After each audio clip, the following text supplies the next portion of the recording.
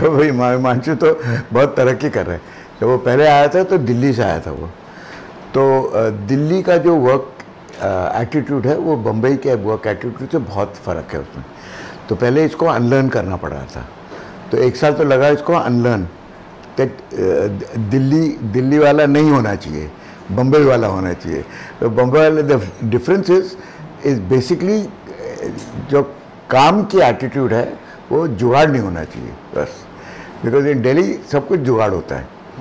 तो बॉम्बे में आके 1 साल लगा उसको जुगाड़ भूलने के लिए, and then he started. So now he is doing extremely well. I am so glad that we manage to get Delhi out of him. बात करें हिमांशु की, किस तरह का लड़का है और कैसे यहाँ तक पहुँचा है इतने, मतलब मुंबई में आके स्ट्रगल करना एक अलग ही चीज़ है, वो भी आपके। See, one thing about Delhi people is, other than जुगाड़, they are survivors. वो एक दफे लग गए तो लग जाते हैं, चिटक जाते हैं, you know. Once they decide that यही करना है, तो it is very difficult to either sack them और let them, make them lose. वो कुछ ना किसी तरह वो घूम फिर के वापस आ जाते हैं। तो that is that quality in Himanshu, that he had decided very early that this is the line that he wanted to follow, चाहे कुछ भी हो, यही लाइन में होना, यही लाइन में होगा और यही लाइन में सीखेगा। तो that helped him a lot, because then जो कुछ इम्पोर्टेंट था he learned, and what was not important he rejected. Now when he goes back to Delhi, you will find that all his friends from Delhi will find it very difficult to recognize him, because उसका attitude ही पूरा change हो गया है। गुरु और दक्षिणा की अगर बात करें तो आज क्या अंदर बैठ के बातें हुई आपसे? एक टाइम हम धोनी के साथ शूट कर रहे थे, तो ये एक लड़का उल्टा लड़का तो बस में, वो धोनी से ऑटोग्राफ पूछ रहा था। तो these people forgot the pen, तो वो बेचारा 15 मिनट के लिए लटक रहा था। तो मैंने फिर उनको सबको बुलाया, and all the people who are responsible for that pain वो ऑल मेड टू लटको for 15 minutes from a tree. तो उसकी फ़ोटो भी है इसके पास। तो दैट इज़ माई गुरु दक्षिणा टू हिम। हिमांशु, क्या कहना चाहेंगे? आपके गुरु पहुंचे हैं, और आज से अगर 10 साल पहले पीछे जाएंगे तो क्या कहना चाहेंगे? दिल्ली से आया लड़का हिमांशु यहाँ पहुंचता है, और कैसे आप पहुंचे एड गुरु के पास? नहीं, दिल्ली से आया, बहुत लोग आते हैं दिल्ली से और वापस भी जाते हैं, टिकते नहीं हैं, क्योंकि they do not give up the Delhi qualities of jugaad. जो टिकने वाला है वो he has to then unlearn and then learn. तो दैट इज इसकी इसमें खूबी है। कक्कर साहब, जुगाड़ आपकी जुबान पे रट गया पूरा। नहीं, मैं भी दिल्ली का हूँ, तो मुझे भी जुगाड़ भूलना पड़ा था। क्या क्या अलग सी चीजें, मतलब बदलाव आया है हिमांशु में? जैसे मुंबई में दिल्ली से जो आते हैं मुंबई, काफी सारी चीजें हैं, रहन सहन से लेकर हर चीज आदमी बदलता है। See always remember one thing, Bombay का एक ट्रेट है और दिल्ली का दूसरा ट्रेट है। दिल्ली का you over promise under deliver, in Bombay you under promise over deliver. That is the main difference. Himanshu, क्या कहना चाहेंगे आप?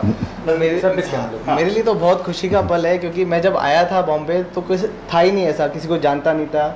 पहली बार ट्रेन से मुंबई सेंट्रल से गलती से जोगेश्वरी उतर गया था, तो वहीं पे डॉर्मेट्री में रहा था 15 दिन, और सर का नंबर मिल गया। सर को बहुत तंग करता था, तो पहला शूट सर का राजकमल स्टूडियो में चल रहा था। मैंने इतना तंग किया सर को फ़ोन करके कि सर ने बोला you come to my set.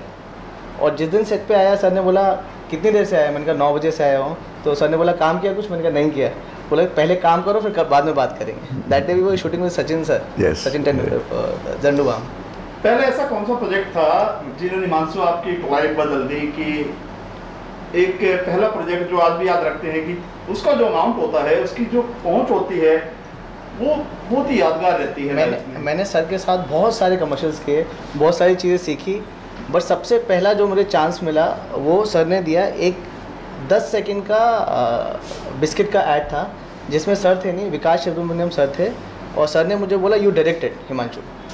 तो मेरे को नहीं समझ में आया, फ़ोन रख दिया। मैंने सर को दोबारा किया, मैंने कहा सर सब सेटअप इज़ रेडी, आप कब तक आएंगे?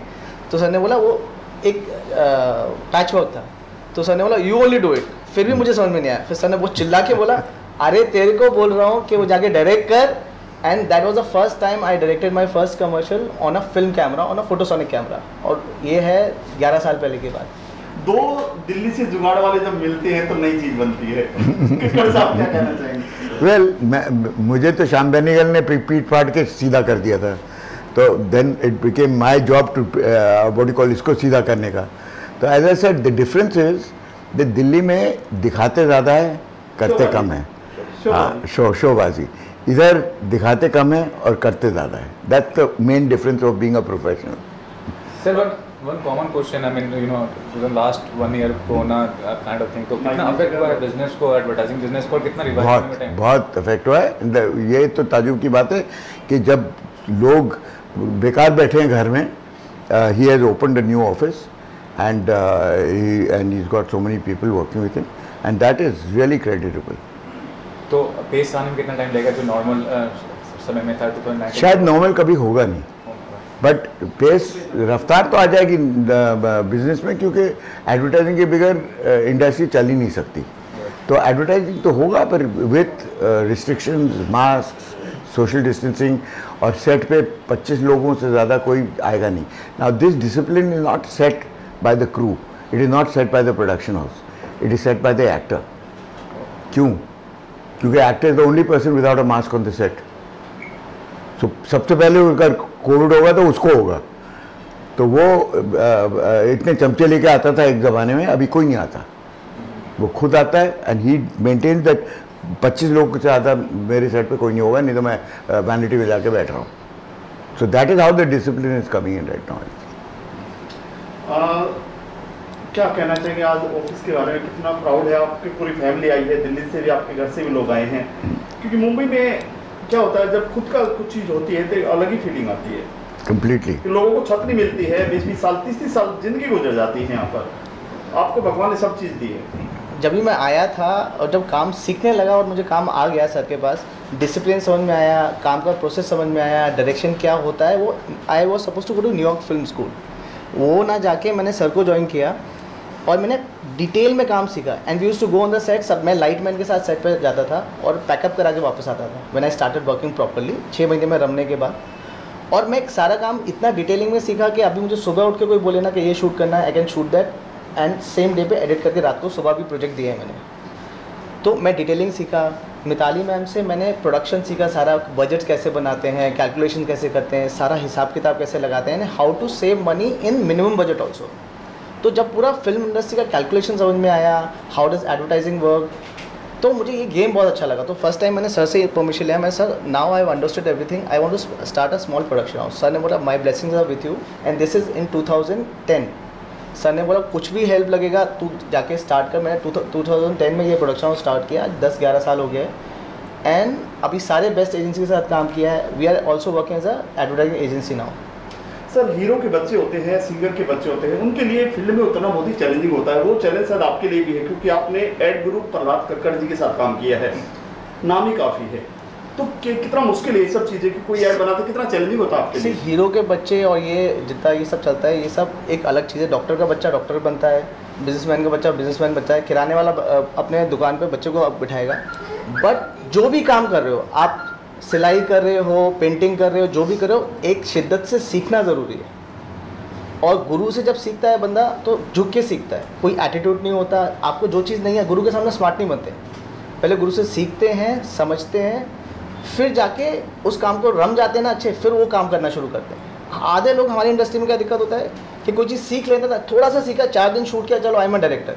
मैंने 3 साल रम के काम किया है, सीखा है, हर चीज़ की डिटेलिंग सीखी है, उसके बाद डायरेक्शन में ट्राई किया है और साथ में प्रोडक्शन भी सीखा है। So I am a director producer और थोड़ा थोड़ा राइटिंग भी करने लगा था। तो एक कोई भी चीज़ सीखने के बाद आदमी बनता है। और मेरे गुरुजी हैं, मैंने जो सीखा है वो अच्छे से सीखा है, और मार खा के सीखा है, मुर्गा बन के सीखा है, गलतियाँ करके सीखा है। मेरा मतलब ये है कि कोई चीज़ बनाते हैं तो आपको ये डर रहता है, अरे कोई बोलेगा प्रहलाद कक्कड़ जी के स्टूडेंट है, असिस्टेंट है, तो बहुत ही चैलेंजिंग हो जाती है चीज़ें कि थोड़ी अच्छी बननी चाहिए। ये ऊपर जाना चाहिए चीजें कि गुरु को भी अच्छा लगे, बच्चे ने अच्छा काम किया। नहीं, अगर ये खराब काम करे अभी भी करेगा ना गाली पड़ेगी। मुझे याद है सबसे पहला मैंने टीवी कमर्शियल किया था लिंक लॉक के लिए आलोक नाथ जी के साथ, और वो कमर्शियल में बहुत कम बजट था, बट वो कमर्शियल मैंने अच्छा निकाला, शूट किया और टीवी पे 4 साल वो टीवी सीरीज़ में चला। और सबसे पहले आके मैंने सर को दिखाया, मुझे लगा कि दिखाने लायक है और सर को भी अच्छा लगा वो कमर्शियल। तो जब आप अच्छी जगह से सीखते हो और अच्छे से सीखते हो ना, तो आप गलती नहीं कर सकते हो। आपको ये होता है, कॉन्फिडेंस होता है कि मैं कर लूँगा, बट उसमें ओवर कॉन्फिडेंस नहीं होता। प्रहलाद जी, जहाँ तक अभी ओपनिंग की बात चली, एक बात आपसे भी हो जाए कि मुंबई आना कब हुआ और कौन सा सन था और पहली एड कौन सी थी आपने, कैसे प्लान में घुसे? मैं दिल्ली ASP में काम करता था और my head of department film department में श्याम बेनेगल था। तो I was very lucky that मैं मुझे जब बम्बई मैं आया था 3 महीने के लिए आया था for training and I was to work with Shyam Benegal. और श्याम बेनेगल मुझे बिल्कुल कचरा जैसे समझता था, ये दिल्ली वाले बिल्कुल मेरे दफ्तर में मत आओ, तुम किसी कहीं और फेंक दिया मुझे उनने। But after 3 months I made a film, 2 minute की एक फिल्म बनाई मैंने, तो उनको दिखाई तो then he looked at me differently and he said अच्छा तो थोड़ा बहुत कर सकता है। तो then he kept me on, he didn't send me back to Delhi. तो that change my life actually. उस टाइम इतनी फैसिलिटी नहीं होती, इतनी सुविधाएं नहीं होती थी, तो कितना मुश्किल था वो सब चीज़। आजकल डिजिटल पे है, कंप्यूटर बैठ के आप पूरा। नहीं, टाइम लगता था क्योंकि एक एड फिल्म के लिए 1 महीना लगता था, 15 दिन प्री प्रोडक्शन के लिए, 1 हफ्ता शूटिंग के लिए और फिर 1-1.5 हफ्ता एडिटिंग और पोस्ट प्रोडक्शन के लिए। तो जैसे ये चटमंगनी पट बयान नहीं होता था, उधर पूरा प्रोसेसिंग, नेगेटिव, फिर पॉजिटिव, फिर एडिटिंग, फिर स्प्लाइसिंग, हाथ का स्प्लाइसिंग वगैरह वगैरह। तो all that used to be done, तो it took time, so we couldn't take on so much work also. Maximum you could do 2 films a month. Prahlad Kakkar साहब को एड गुरु किसने बनाया? मतलब कौन सी ऐसी एड थी जिसका आपको पहचान मिलती चली गई कि एक दिल्ली का लड़का मुंबई आता है और फिर एक पहचान की एड गुरु तो मैं अभी तक नहीं हूँ। There is no such thing as guru. गुरु किसको बोलते हैं? जब बंदा रिटायर हो जाता है और हिमालय की तरफ निकल जाता है तपस्या करने, वो उनको गुरु बोलते हैं। तो मैं तो हिमालय की तरफ निकला नहीं। मुझे व्हाट यू कॉल एक अवार्ड दिया था एडवर्टाइजिंग क्लब ने, लाइफ टाइम अचीवमेंट अवार्ड। तो मैंने कहा ये तुम्हारा this is a methodology to try and get me to this is a methodology to get me to retire. तो मैंने कहा मैं अवार्ड तो ले जाऊंगा पर रिटायर नहीं करूँगा। समय के साथ बदलाव होता है। आपके टाइम में अभी कुछ चीज़ें बदल चुकी हैं, जैसे हिमांशु है, नई टेक्नोलॉजी आ चुकी है, तो कितना बदलाव है इंडस्ट्री की अगर बात करें? बदलाव बहुत है बिकॉज टेक्नोलॉजी इतनी बढ़ गई है that the quality of work is improved. तो जो अब सोचते हो वो ही कर सकते हो, you can actually do it.